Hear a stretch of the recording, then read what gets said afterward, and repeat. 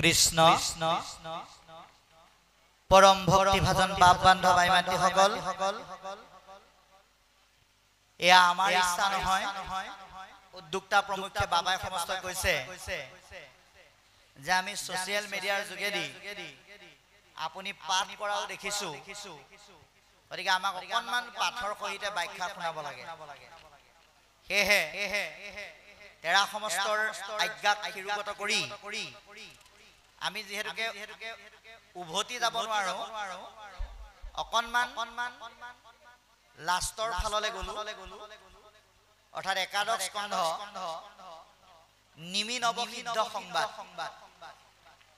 আমি পাঠ আৰু পৰ্যালোচনা কৰিম 3 ঘণ্টা সময় আপোনালোকে ধৈৰ্য ধৰি আমাক যাতে সহানুভূতি আগবঢ়ায় আমি 5 বজালৈকে আপোনালোকৰ মাজত পাঠ আৰু আলোচনা আগবঢ়াম কৃষ্ণ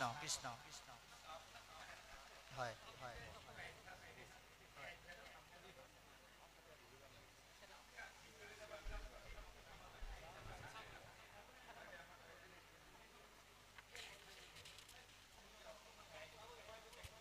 কৃষ্ণ আমাৰ এইটো নিজৰ ইচ্ছা নহয়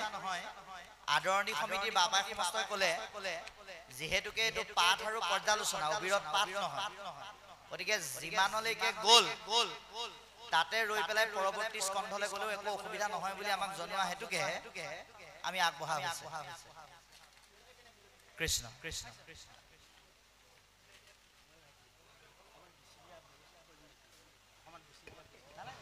ও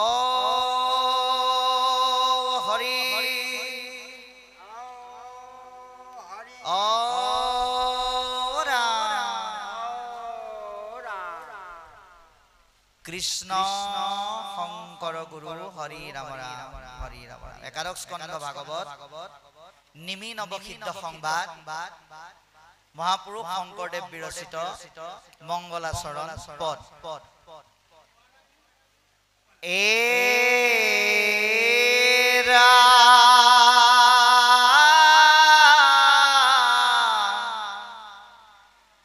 জয় জয় কৃষ্ণ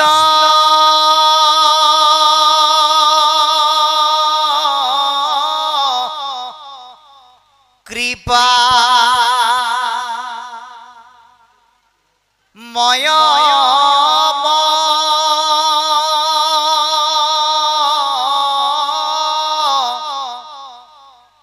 হে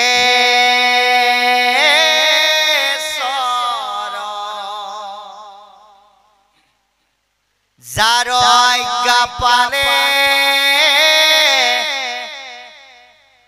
প্ৰজাপতি হৰি হৰ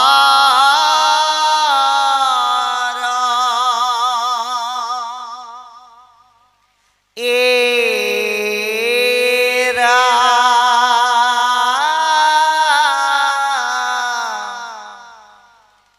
কোটি কোটি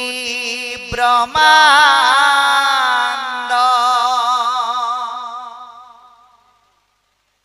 স্ৰজন্ত যাৰ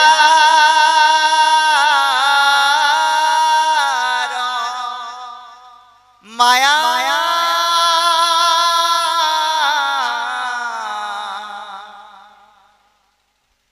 জয় জয় সনাতন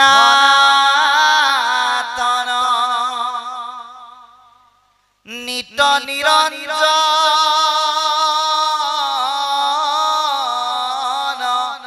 কায়া এৰা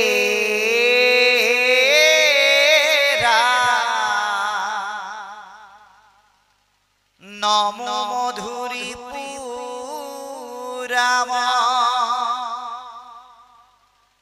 মুৰম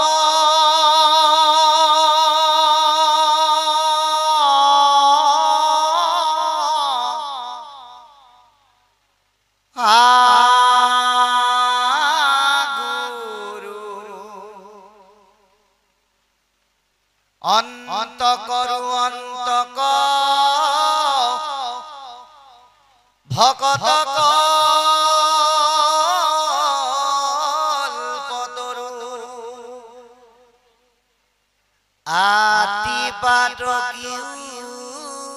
তরে যাহাক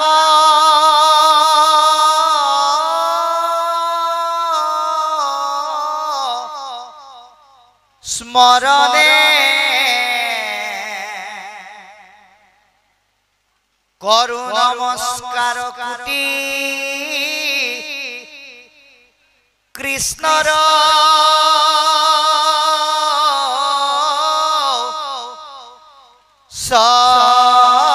শরণে এরা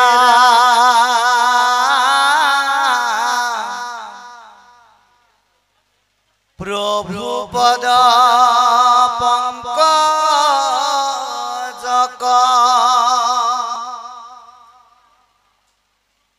ধরিহি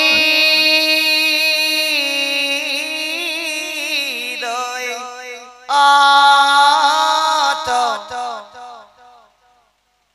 যেন মতে বুঝু টিকা ভাইসর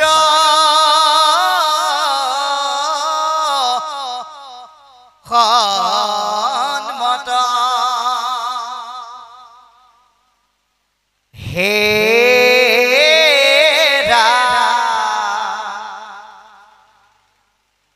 কৃষ্ণর দেখে আমি হরহরি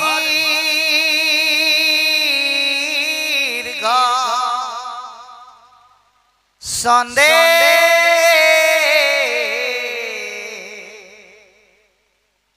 বীর শিব নবসিদ্ধ কথা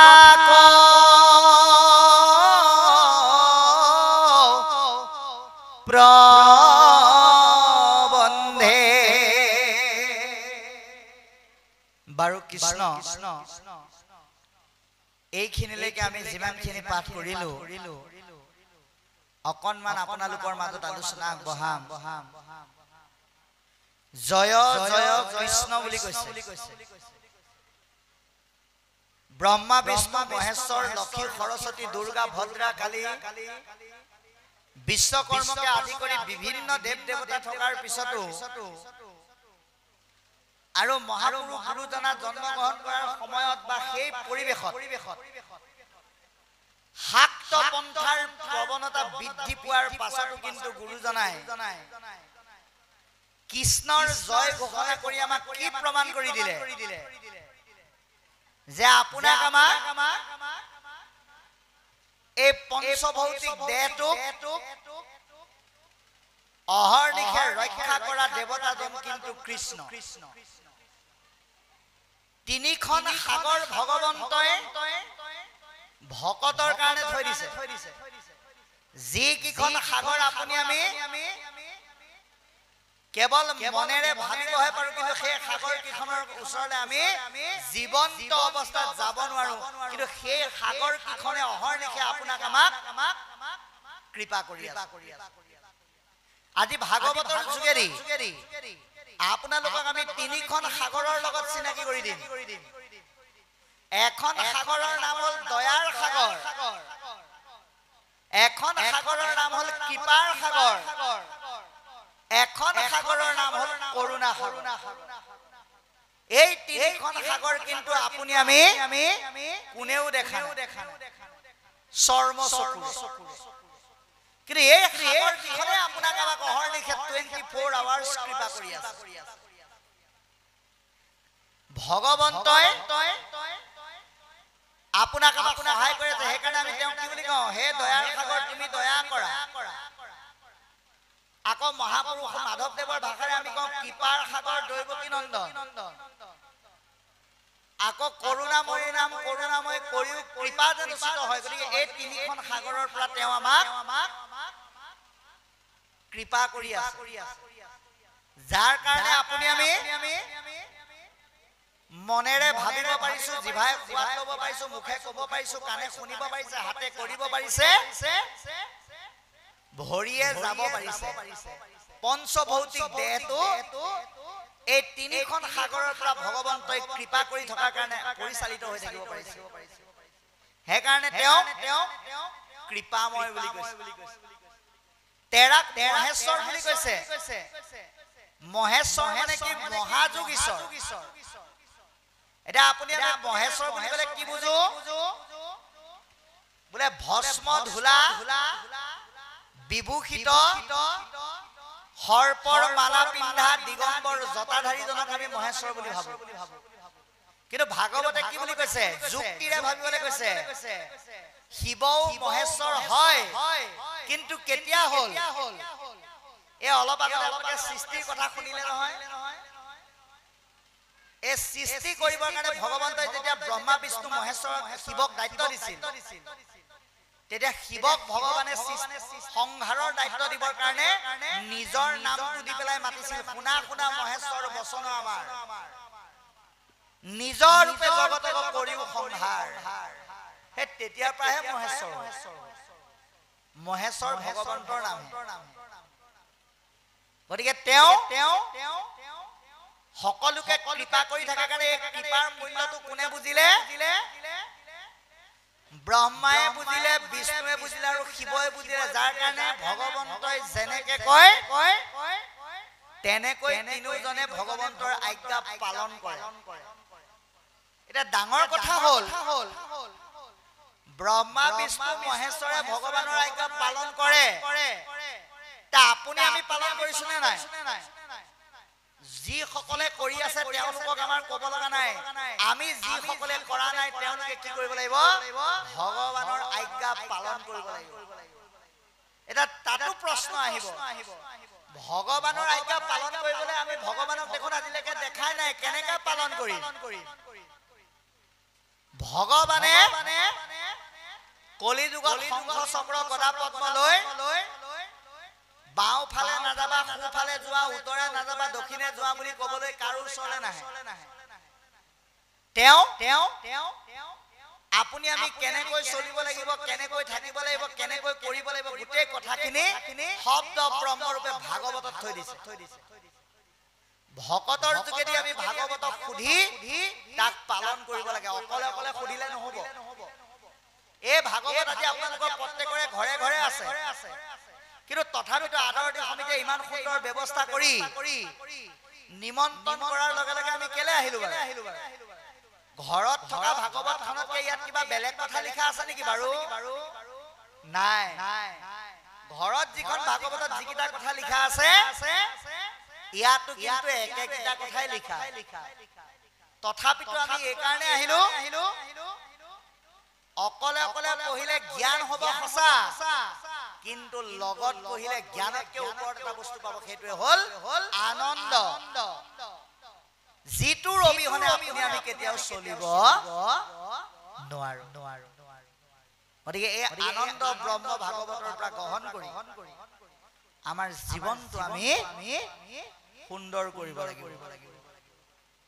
সেইকাৰণে কৈছে কোটি কোটি ব্ৰহ্মাণ্ড যন্ত্ৰ যাৰ মায়া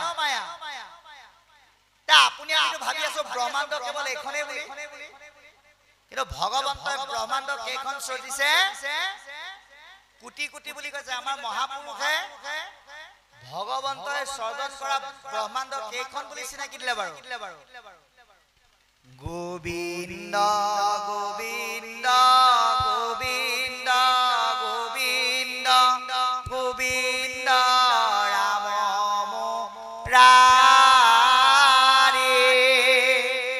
অনন্ত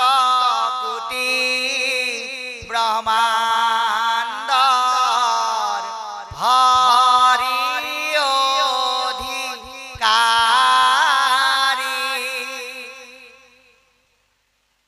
গন্তি কৰি শেষ কৰিব নোৱাৰা ব্ৰহ্মাণ্ড ভগৱানে সৃজন কৰিছে কিহৰ সহায়ত মায়াৰ সহায়ত কিন্তু আপোনালোকে জানি আচৰিত হ'ব সেই মায়াৰ জালত আপুনি আমি বন্দী কিন্তু ভগৱন্তক কিন্তু সেই মায়াই বান্ধিব নোৱাৰে কাৰণে তেওঁক নিৰঞ্জন বুলি কৈছে মায়াই তেওঁক ৰঞ্জিত কৰি ৰাখিব নোৱাৰে নমো মধু ৰিপুৰাম মূঢ় মহাগুৰু অন্ত কৰো অন্তক ভকত কল্পতু এতিয়া ভগৱন্ত ধৰাধামলৈ অহাৰ উদ্দেশ্য বিলাকৰ ভিতৰত অন্যতম এটা উদ্দেশ্য কি দুষ্টক দমন এই দুষ্টক দমনৰ উদাহৰণ দিছে যে যেনেকৈ অন্যান্য দৈত্যক তেওঁ দমন কৰিছিল মধু দৈত্য আৰু মুৰাৰী দৈত্যকো তেওঁ নিধন কৰাৰ কাৰণে মধু দৈত্যক নিধন কৰাৰ কাৰণে তেওঁৰ নাম মধুসূদন মূৰ দৈত্যক নিধন কৰাৰ কাৰণে মুৰাৰী ভগৱন্তই যেনেকৈ দৈত্যক দমন কৰি শান্তি স্থাপন কৰিলে আপুনি আমিও আমাৰ দেহ মনক বিপদত পেলাব পৰা দৈত্যবিলাকক নামৰ যোগেদি আমি দমন কৰিব লাগিব কি দৈত্য কাম ক্ৰোধ লোভ আৰু মোহ এই দৈত্যকিটাক আমি নামৰ দ্বাৰা নিৰন্তন কৰিব লাগিব কাৰণ এই কাম ক্ৰোধ লোভ মোহযুক্ত দৈত্যক নিৰন্তন কৰিলে ভগৱন্তই আপোনাক কৃপা কৰি ভকতলৈকে আপোনাক পৰ্যবেক্ষিত কৰি দিব আৰু আপুনি যেতিয়া ভকত হ'ব ভগৱন্তই কৈছে ভকতে যি বিচাৰে মই ভকতক সব দিওঁ ভগৱন্তই ভকতক যি বিচাৰে কেলে দিয়ে বাৰু কাৰণ ভকতে কেতিয়াও নিজৰ কাৰণে নিবিচাৰে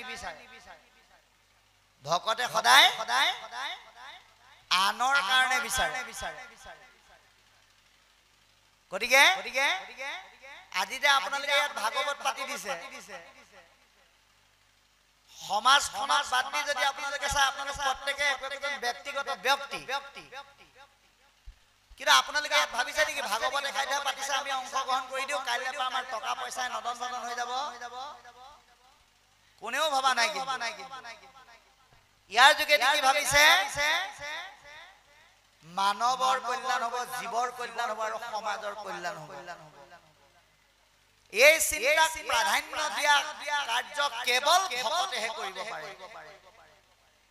আৰু সেইকাৰণে ভগৱন্তই ভকতে যি বিচাৰে তাকে দিয়ে কাৰণে তেওঁক কল্পতৰু বুলি কৈছে আতিপাতো কিউতৰে যাহাক স্মৰণে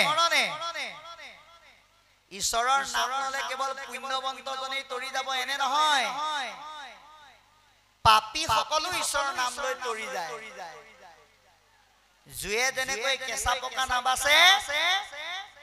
সূৰ্যই যেনেকৈ লেতেৰা চাফা নাবাচে ঈশ্বৰৰ নামেও জাতি ধৰ্ম বৰ্ণ বিচাৰ নকৰে লাগে মাত্ৰ ইচ্ছা শক্তি সকলোৱে তৰিব পাৰিব স্ত্ৰী সুৰিয়ে কৰে যদি আমাতো ভকতি বুলি কৈছে গতিকে নামত জাতি ধৰ্ম বৰ্ণ উচ্চ নীচ কলা বগা নাই লাগিব মাত্ৰ ত্যাগ আমি মানুহৰ মাজত কেতিয়াও কলা বগা এইবিলাক বাচিব নালাগে উখ চাপৰ শকত ক্ষীণ ধনী দুখীয়া এইবিলাক আমি বাচিব নালাগে আত্মাবাদী চিন্তাৰে আমি ইজনে সিজনৰ ভাববিলাক প্ৰকাশ কৰিব লাগে কিন্তু আমাৰ আকৌ তাতে গণ্ডগোল হয় আজিৰ পৰা 4 বছৰমান আগতে আমি এখন জিলাত আমি ভাগৱত অনুষ্ঠান কৰিবলৈ গৈছিলো আজিৰ দৰে 2 ঘণ্টা অনুষ্ঠান কৰাৰ পিছত আমাৰ এবাৰ বাহিৰলৈ যাবলৈ মন গ'ল আৰু আমি এজন সতীৰ্থক লগত লৈ যেতিয়া বাহিৰলৈ গ'লো তাত লিখা আছে 3টা পেচাব কৰা ঘৰ 1 নম্বৰটো বোলে ভকত বা ভিভিআইপি কাৰণে 2 নম্বৰটো বোলে মধ্যম শ্ৰেণীৰ কাৰণে 3 নম্বৰটো বোলে সাধাৰণ শ্ৰেণীৰ কাৰণে তা আমি ভাবিলো আমি যেহেতু 3জন আছিলো 3জন 3টালৈকে গ'লো 1 নম্বৰটোত আপুনি নিজে পানী ঢালিব নালাগে পানী ঢলা মানুহ আছে আপোনাৰ ভৰিও ধুৱাই দিব 2 নম্বৰ মগ থাকিব বাল্টিং থাকিব পানীটো নি ল'ব লাগিব 3 নম্বৰ কিন্তু মগও নাই পানীও নাই তে ভাব যত পাছাবক লৈ বিভেদ কৰা হয় তাত কেনেকৈ কোনো ধৰ্ম বৰ্তি থাকিব গতিকে আমি এই কথাবিলাক প্ৰত্যেকে উপলব্ধি কৰিব লাগিব গতিকে ইয়াতে কৈছে প্ৰভু পদ পংকজক ধৰি হৃদয়ত যেন মতে বুজুতিকা ভাষ্যৰ সন্মত পৰম পুৰুষ ভগৱন্তৰ পদযুগল হৃদয়ত ধাৰণ কৰি টিকা ভাষ্যৰ মত অনুসাৰে এই একাদশ স্কন্ধৰ বিষয়বস্তুখিনি বিশ্লেষণ কৰিবলৈ বাঢ়িছো গতিকে কৃষ্ণৰ আদেশে আমি হৰ্ষ দীৰ্ঘ ছন্দে ভগৱন্তৰ আজ্ঞাত হস্ৰই দীঘৈ বৰ্ণৰ সহায়ত নিমি আৰু নৱসিদ্ধৰ বিষয়বস্তুখিনি বিশ্লেষণ কৰিম বুলি আমাক এইখিনিলৈকে কৈছে ইয়াৰ পিছত কি কৈছে আমি আকৌ অকমান পাঠ কৰিম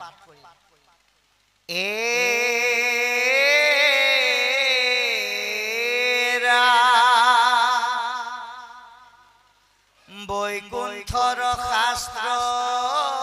ইটো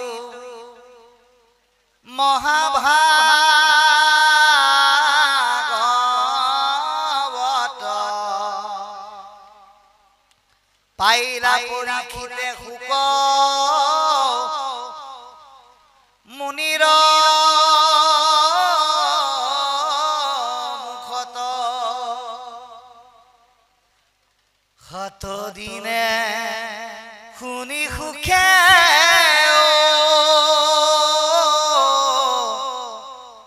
তৰিলা নিপতি ঘূৰ কলি যুগে পৰে নাহি গতি শুকনি গতি শুনা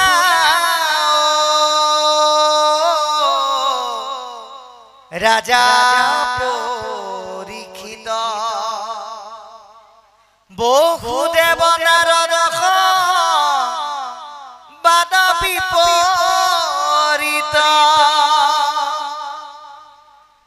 নিমি নব সিদ্ধে যেন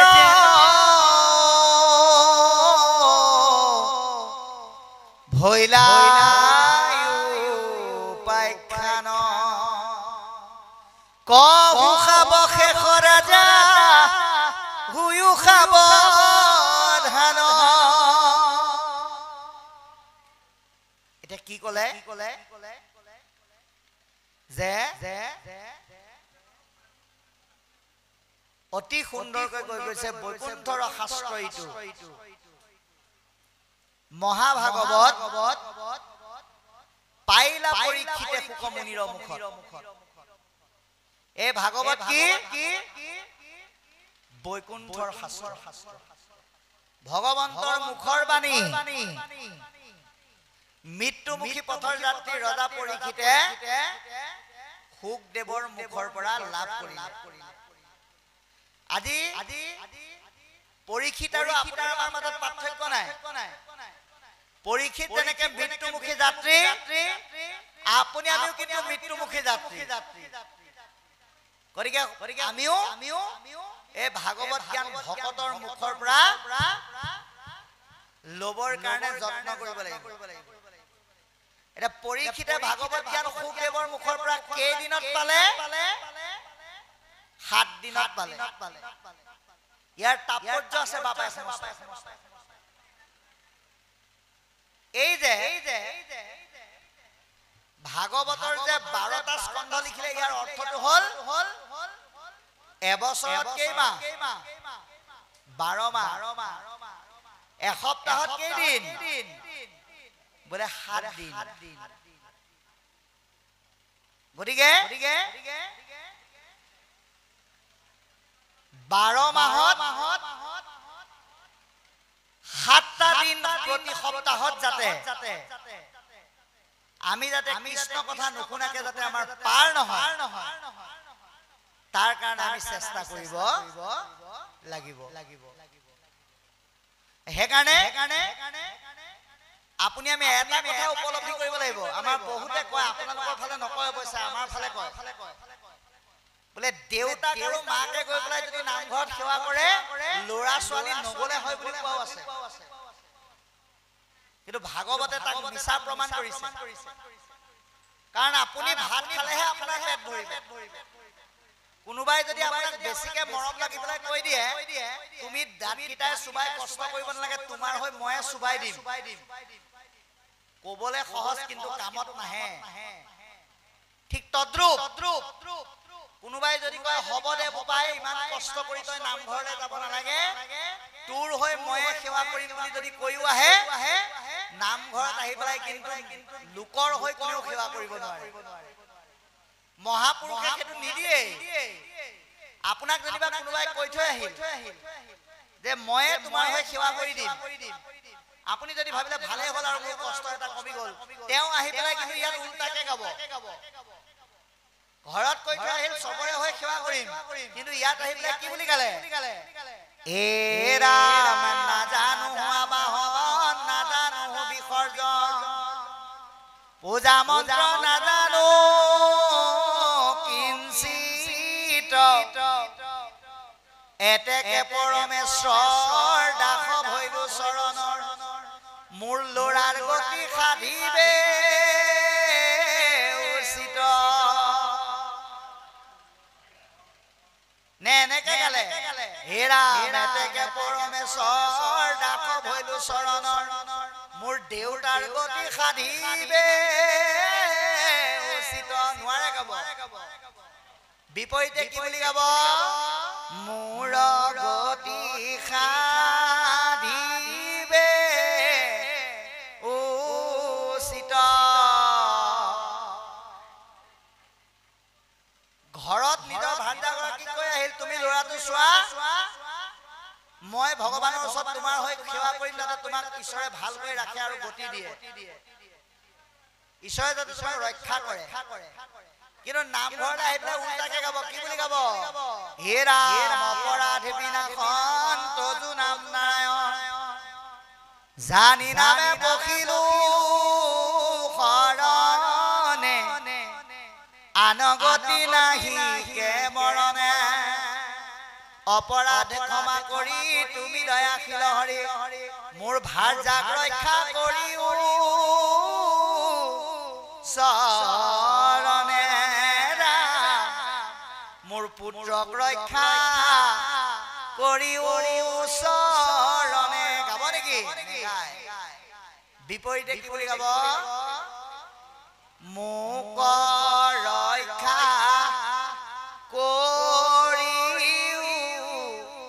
চৰণে আনকি কঠোৰ বিপদ আহিলেও সদায় মানুহে নিজে বাচি থকাটোহে বিচাৰে তাৰ বাস্তৱ প্ৰমাণ চাব গুৰুদেৱ নাম ভকত সাক্ষী কৰি বিয়াৰ দিনাখন আইগৰাকীক একেলগে ৰাখি সপ্তমতী গমন কৰি পেলাই কৈছিল আজিৰ পৰা তুমি মোৰ মই তোমাৰ জীৱনে মৰণে সুখে দুখে টানে আপদে আমি ইজনে সিজনৰ হৈ থাকিম ডাঙৰ ভূমিকম্প এটা আহকচোন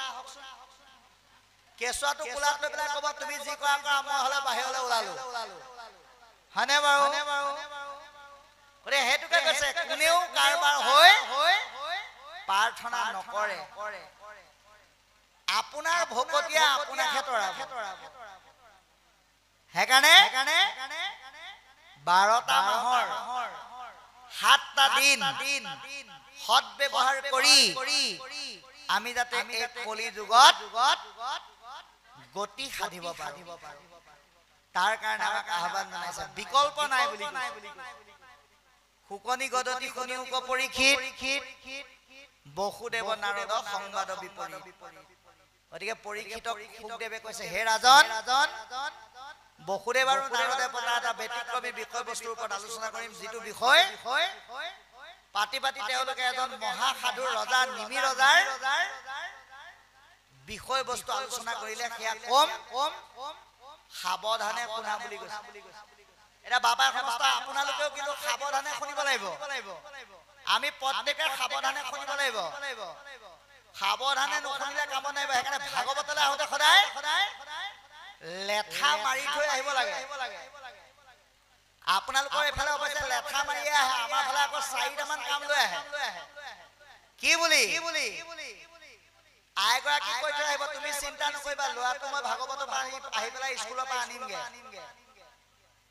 দেউতাকক কৈ আহিব দেউতা তুমি ৰ'দত গৰু গুলে যাব নালাগে মই ভাগৱতৰ আহি গৰু লৰামগে বজাৰলৈও ময়ে যাম পথাৰলৈও ময়ে যাম স্কুললৈও ময়ে যাম বুলি কৈ পেলাই ভাগৱতলৈ গুচি আহিলে